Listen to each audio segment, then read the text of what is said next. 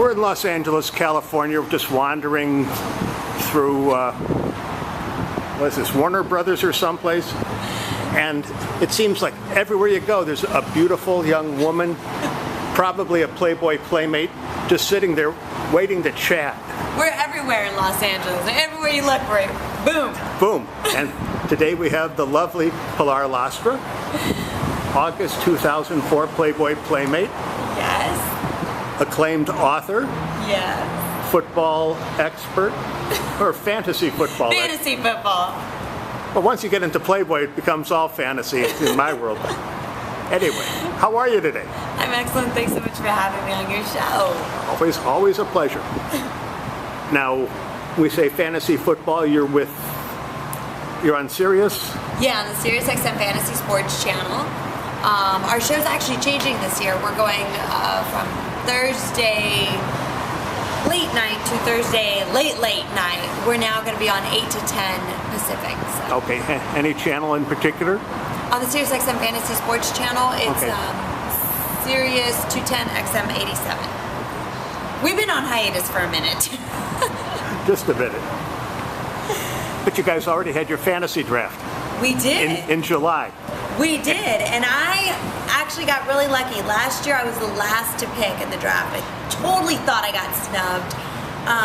And this year I was second, right behind Maurice Jones-Drew, so technically I did get the first round pick. So who had the better draft, you or Maurice? I think I did.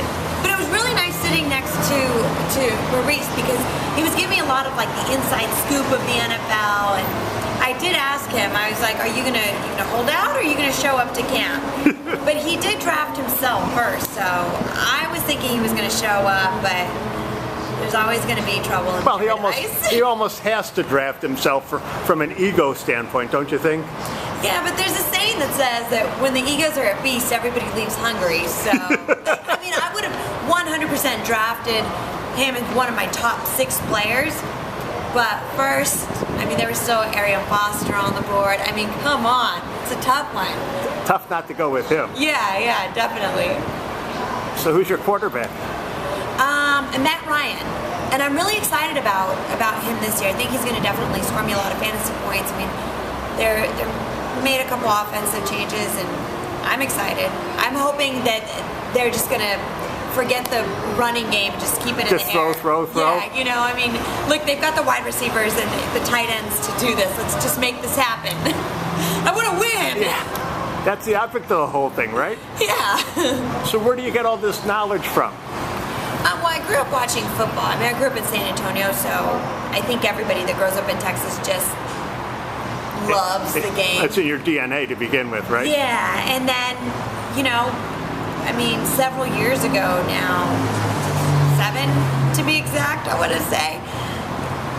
Oh no, 8. I've been playing for 8 years now. We just all signed up for a league, and I'm so competitive that I won, and I thought it was beginner's luck, and then I won 5 years in a row, realized it wasn't beginner's luck, and then now I'm just addicted to fantasy football.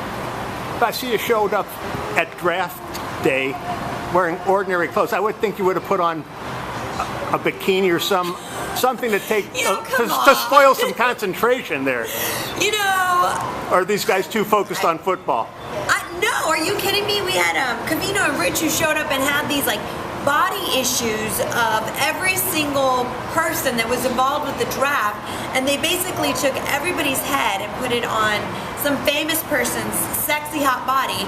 But I didn't get one. Wait a second. I mean, they could put me on anybody's body, and I didn't get that. So no, there's nothing serious. I mean, we have Mike the Miz drafting with us. No, who's the commissioner? I'd lodge a complaint with the commissioner. The commissioner, yeah. Talk to the bigwigs up at the Sirius XM Fantasy Sports channel. Matt Deutsch. We can start with him. Okay. And if memory serves, you had a book, Treat Me Like Your Car? Yeah, I have a book. Treat Me Like Your Car. It's a man's guide to treating a lady. And thanks for letting me come on your show last year when it first launched. And it's been doing really, really well. I've been very blessed.